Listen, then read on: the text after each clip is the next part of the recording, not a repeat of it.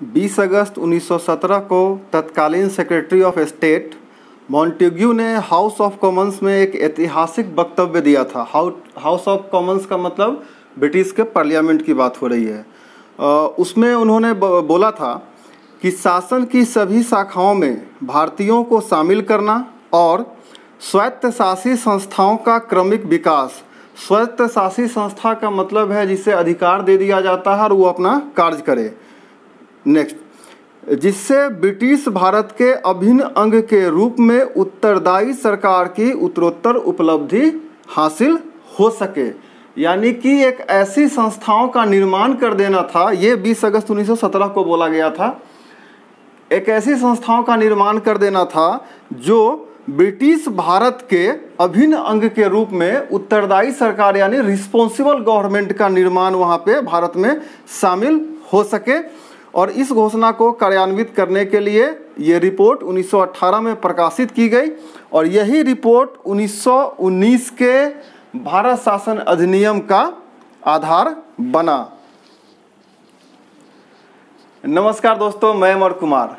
अभी आप जो बैकग्राउंड से आवाज़ मेरी सुन रहे थे वो दरअसल भारत शासन अधिनियम 1919 के बनने के हिस्सा का वो प्रक्रिया था जो आमतौर पे नहीं समझ में आता है या नहीं पता चलता है। तो जब भी कोई अधिनियम बनता है, कोई एक्ट बनता है, तो उसके साथ उसकी एक बैकग्राउंड होती है, इतिहास होती है कि उसके बनाने के पीछे ब्रिटिशर्स का या इंडिया में भी जब भी कोई अधिनियम बनता है तो उसके पीछे एक कहानी होती है कि वो क्यों तैयार किया गया है।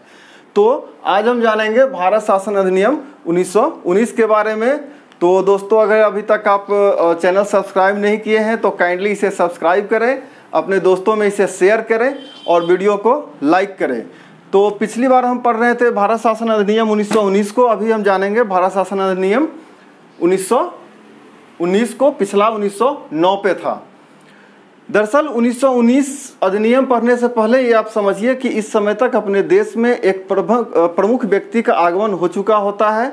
वो है गांधी जी का आगमन हो गया है और उनका आंदोलन देश में शुरू करने की जो रूपरेखा और प्रक्रिया थी वो भी शुरू हो चुकी है। तो चलिए शुरू करते हैं। सबसे पहले भारत शासन अधिनियम को आप समझिए कि इसे मॉन्टेग्यू चेम्सफोर्ड सुधार भी कहा जाता है। ये सुधार शब्द इसलिए है कि 1909 में जो भारतीयों को अधिकार देने की बात की गई थी, यहाँ पे उन अधिकार को थोड़ा सा बढ़ाया गया है। और जैसे मैंने पहले ही कहा कि स्वायत्तशासी संस्थाओं का विकास, क्रमिक विकास के बारे में बात हो रही है जो रिस्पॉन्सिबल गवर्नमेंट, उत्तरदायी सरकार का निर्माण कर सके।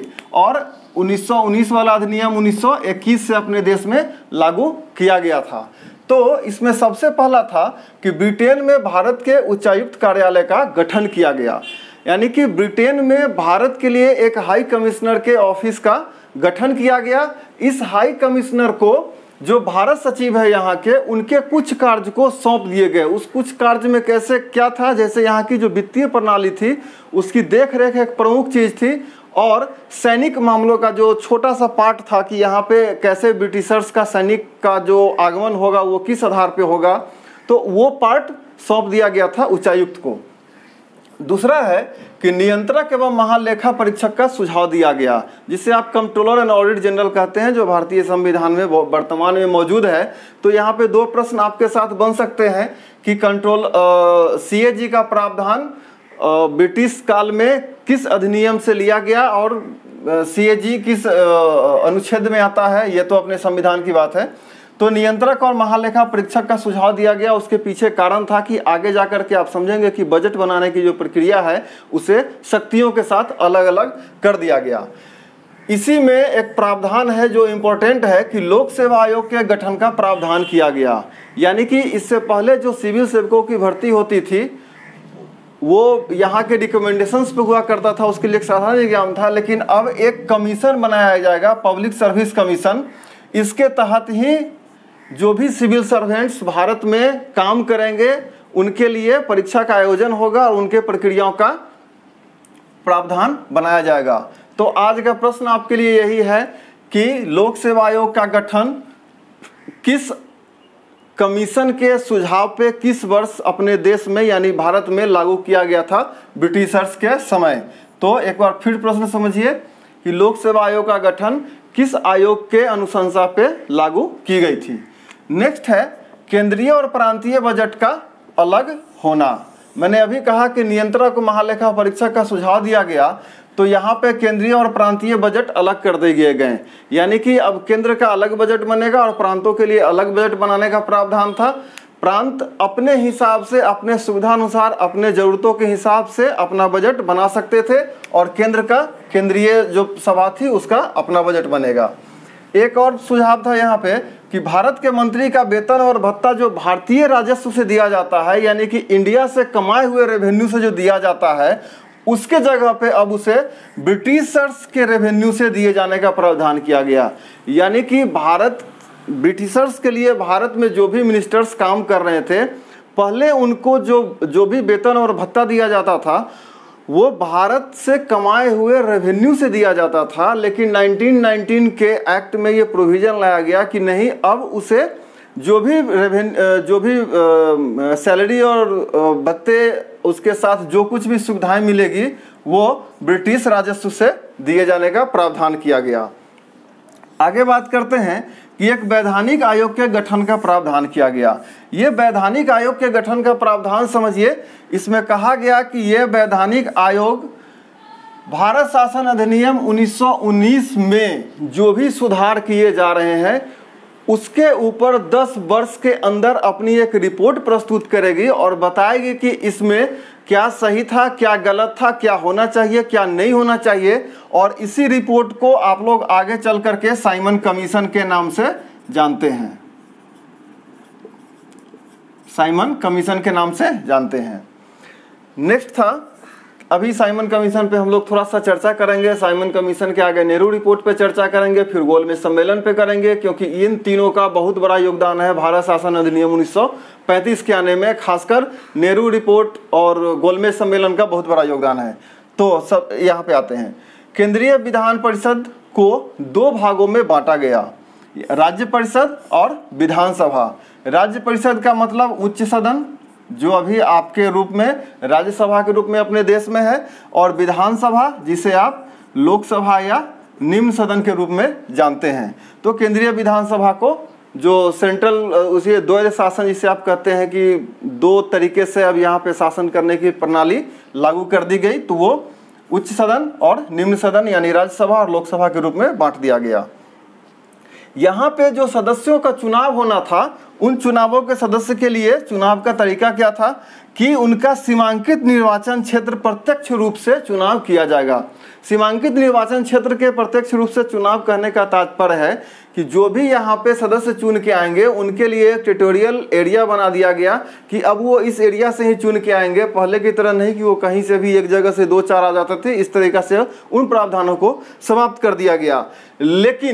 लेकिन एक यहाँ समझिए कि ये सांप्रदायिकता का वो बीज बोया गया था अंग्रेजों के द्वारा, जो मोहम्मद अली जिन्ना और आगा खां 1919 में, मोहम्मद अली जिन्ना तो खैर आगे आएंगे, आगा खां जो पहले ही इस बारे में कार्य कर चुके थे।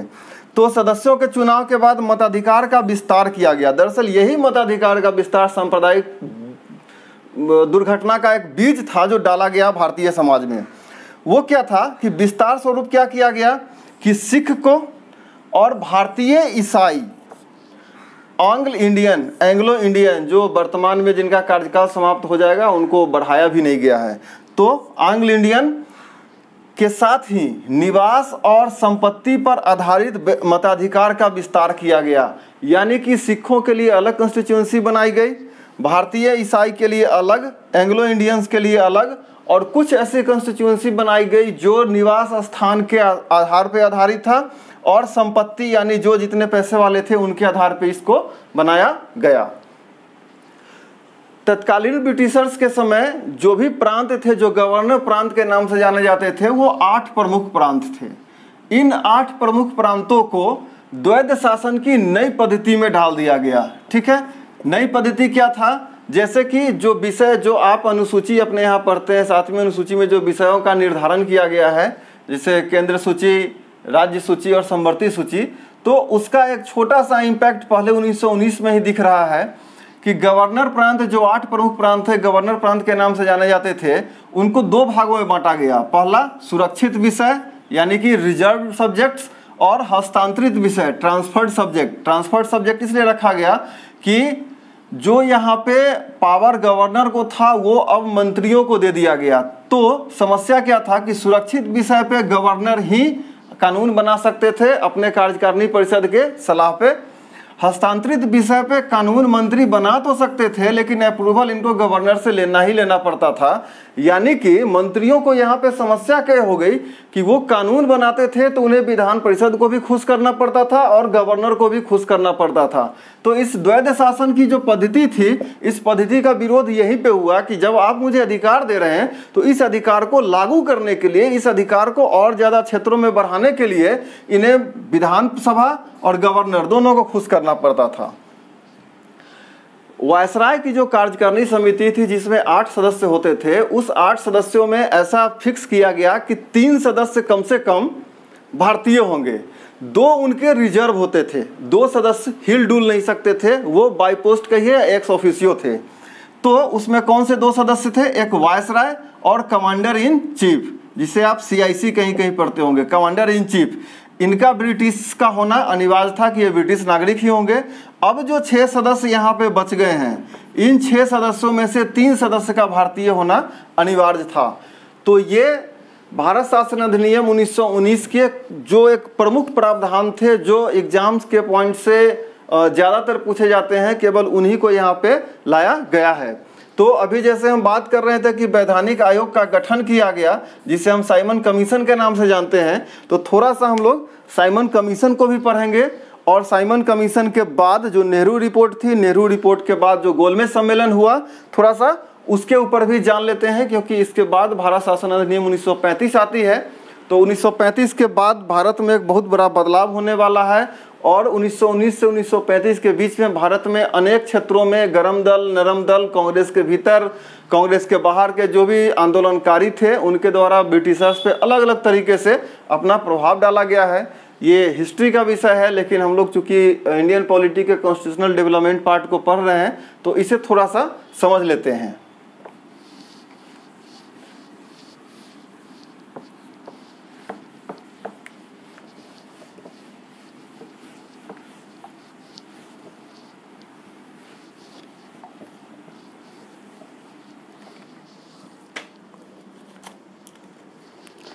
चूंकि वहां पे कहा गया था कि 10 वर्ष के बाद, लेकिन देश में तत्कालीन समय में समस्याएं ऐसी आई थी, अगर 1919 के बाद 10 वर्ष हम डाले तो ये 1929 आना चाहिए। लेकिन वो जो साइमन कमीशन था, या जिसे साइमन आयोग के नाम से जानते हैं, वो 1927 में ही आ गई थी। और 1927 में एक्चुअली इनका पूरा नाम था सर जॉन साइमन, इनके नाम पे ही वो आयोग बना था। और इनकी रिपोर्ट जो थी वो 1930 में आ गई थी। लेकिन इस रिपोर्ट में उनके द्वारा डोमेनियन दर्जे का जो मांग था, डोमेनियन दर्जे की जो मांग थी भारतीय कार्यकर्ताओं के द्वारा, जो भारतीय थे वो जो ब्रिटिशर से चाह रहे थे, इस डोमेनियन का मतलब होता है अधिराज्य। इस अधिराज्य को और अलग सरल शब्दों में आप समझिए तो यहाँ पे भारतीय ही शासन करते, लेकिन ब्रिटिशर्स के अंदर में। यानी कि वो चाह रहे थे कि एक ऐसा हमें फिलहाल हमें एक ऐसा समय दे दिया जाए, एक ऐसी स्थिति में ला के खड़ा किया जाए कि शासन मेरी हो, हम यहाँ पे अपने द्वारा अपने लिए कानून बनाए। लेकिन अगर उम्मीद वो करते थे ब्रिटिशर्स से कि ब्रिटिश शासन के अंदर ही हम अपना साम्राज्य को चलाएं। तो जो साइमन कमीशन था उसने ये डोमेनियन दर्जे की मांग को पूर्णतः ठुकरा दिया, बोला कि इसकी हमें कोई ज़रूरत नहीं है। और चूंकि इसकी रिपोर्ट पूर्णतः जो पूरी रिपोर्ट थी 1930 में आई थी, लेकिन एक 1929 में कांग्रेस का एक अधिवेशन होता है और इसी अधिवेशन में पूर्ण स्वराज्य की मांग कर दी जाती है। ये एक्चुअली हिस्ट्री का पार्ट है, लेकिन थोड़ा सा पॉलिटी के कॉन्स्टिट्यूशनल डेवलपमेंट को हम समझने के लिए इसे पढ़ लेते हैं। और ये लाहौर में हुई थी। लाहौर के 1929 का जो कांग्रेस का अधिवेशन था उसमें पूर्ण स्वराज की मांग की गई थी। तो ये साइमन कमीशन के तरफ से, जो साइमन कमीशन का विरोध था, इसका एक विरोध होने का कारण था कि साइमन कमीशन में कोई भी भारतीय नहीं थे, भारतीय कोई भी सदस्य नहीं थे। तो एक विरोध का बहुत बड़ा कारण यह भी था, दूसरा कारण ये था। तो ये अपना साइमन कमीशन। इसके बाद आती है नेहरू रिपोर्ट।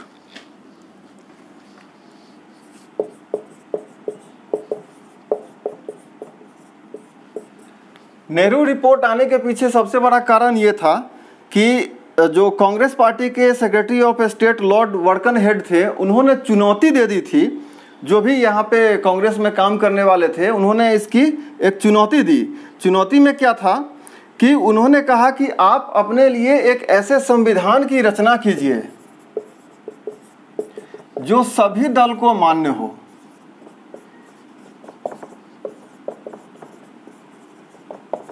जो सभी दल को मान्य हो। ये जो वहाँ के सेक्रेटरी ऑफ स्टेट थे, उनके द्वारा ये कहा गया। तो इसके लिए 28 फरवरी 1928 को 28 फरवरी 1928 को दिल्ली में एक सर्वदलीय सभा का आयोजन किया गया या बुलाया गया। उस समय नई दिल्ली का कंसेप्ट नहीं था, तो 28 फरवरी 1928 को दिल्ली में सर्वदलीय सभा का आयोजन करने के लिए बुलाया गया। और इसके अध्यक्ष थे, वो याद रखना है, वो मोतीलाल नेहरू थे। वो मोतीलाल नेहरू थे जिनकी अध्यक्षता में ये चीज़ की गई। 9 सदस्य की ये समिति बनी थी और इसी समिति को नेहरू रिपोर्ट के नाम से जाना जाता है। और जो नेहरू रिपोर्ट थी, नेहरू रिपोर्ट को लखनऊ में अधिवेशन हुआ था, लखनऊ अधिवेशन में नेहरू रिपोर्ट को स्वीकार कर लिया गया।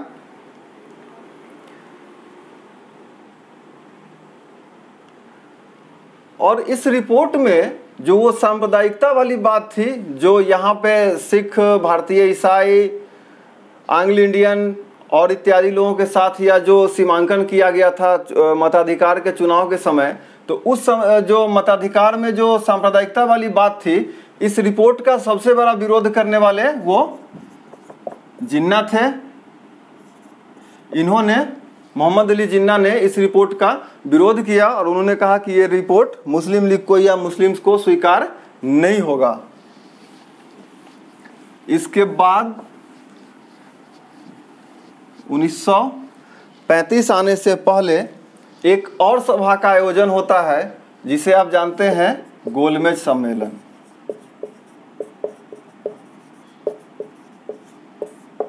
गोलमेज सम्मेलन या फिर इसको कहें कि राउंड द टेबल कॉन्फ्रेंस, जो 1930 से लेके 1932 के बीच में 3 बार हुई थी। इस सम्मेलन के उपरांत ही 1935 अधिनियम का एक विस्तृत प्रस्ताव आया था। ठीक है, तो साइमन कमीशन का रिपोर्ट आने से पहले ही लॉर्ड इरविन जो थे, लॉर्ड इरविन इस बात की घोषणा कर चुके थे कि साइमन कमीशन के रिपोर्ट पे हम जो भी बात होगी वो राउंड द टेबल कॉन्फ्रेंस, गोलमेज सम्मेलन में इस पर हम लोग बात करेंगे। तो पहला सम्मेलन 12 नवंबर 1930 को संपन्न हुआ था, गोलमेज सम्मेलन। यह सम्मेलन किसी भी निश्चित या इसका कहिए कि कोई एक बड़ा सा आउटकम नहीं आ पाया। अब ये हो गया, निश्चित सहमति पर नहीं पहुंच सका। पहले सम्मेलन में कांग्रेस ने भाग नहीं लिया था, कांग्रेस के द्वारा भी भाग नहीं लिया गया। फरवरी 1931 के गांधी इरविन समझौते के फलस्वरूप दूसरा सम्मेलन, जिसे हम लोग गांधी इरविन समझौता कहते हैं, एक्चुअली ये हिस्ट्री का पार्ट है, लेकिन 1935 तक आने से पहले मैं बार बार कह रहा हूँ कि थोड़ा सा इसे जानना जरूरी है। तो जब आप मॉडर्न हिस्ट्री को पढ़ेंगे या जहाँ से भी आप पढ़ेंगे वो बताएंगे, चूँकि हिस्ट्री ज़्यादा मैं नहीं बता पाऊँगा, कुछ सर्टेन चीज़ पार्ट्स को छोड़ के। तो 1931 में जो गांधी इरविन समझौता हुआ था, ये दूसरा गोलमेज सम्मेलन हुआ और इसमें गांधी जी भाग लिए थे। तो ये पहला में नहीं था, दूसरा में था। अब तीसरा गोलमेज सम्मेलन 1932 में संपन्न हुआ। इस पे एक वाइट पेपर जारी किया गया और इस सम्मेलन का जो प्रमुख प्रावधान था वो ब्रिटेन के प्रवर समिति के पास, ब्रिटेन के प्रवर समिति के तात्पर्य है कि ब्रिटेन की जो संसद थी उसके प्रवर समिति के पास इसे भेज दिया गया और इसी आधार पे इसी प्रवर समिति के पास संयुक्त प्रवर समिति, इस संयुक्त प्रवर समिति के पास जो गोलमेज सम्मेलन थे, पहला, दूसरा और तीसरा, खास विशेषकर तीसरा, इस तीसरा में जितने भी सारे सुझाव भारतीयों के द्वारा दिए गए थे या ब्रिटिशर्स के द्वारा जो सुझाव आए थे, दोनों को मिला करके प्रवर समिति ने एक नया अधिनियम जारी किया जो हमें भारत शासन अधिनियम 1935 के रूप में देखे जा रहे हैं। तो अगली बार जब हम पढ़ेंगे तो भारत शासन अधिनियम 1935 को पढ़ेंगे। तो आज फिलहाल इतना ही है। अगर आपको लग रहा है कि ये वीडियो सही है, खासकर ये जो मॉडर्न हिस्ट्री वाला पार्ट है, मैं इसके डेट्स वगैरह को आप एक बार चेक कर लीजिएगा। हो सकता है कि जो मैंने नोट्स बना रखे हैं अपने लिए या जो मैंने पढ़ा, कभी स्लिप हो सकता है बोलने में, तो एक बार आप अपने किसी अच्छे रेफरेंस बुक से इस नोट्स को ज़रूर चेक कर लेंगे, खासकर ईयर और डेट और मंथ्स के बारे में। तो आपको लग रहा है कि अगर ये वीडियो मैं आपके लिए अच्छा बना रहा हूँ और इससे पिछला वीडियो जो 6 JPSC के एक सफल उम्मीदवार संजीव सिन्हा जो झारखंड फिनांस सर्विस से उनका इंटरव्यू था, तो आप उसे देखिए और समझिए कि JPSC की तैयारी अगर आप करना चाहते हैं तो कैसे है। तो चैनल को सब्सक्राइब कीजिए, वीडियोज़ को शेयर कीजिए और लाइक कीजिए। आज के लिए इतना ही। Thank you.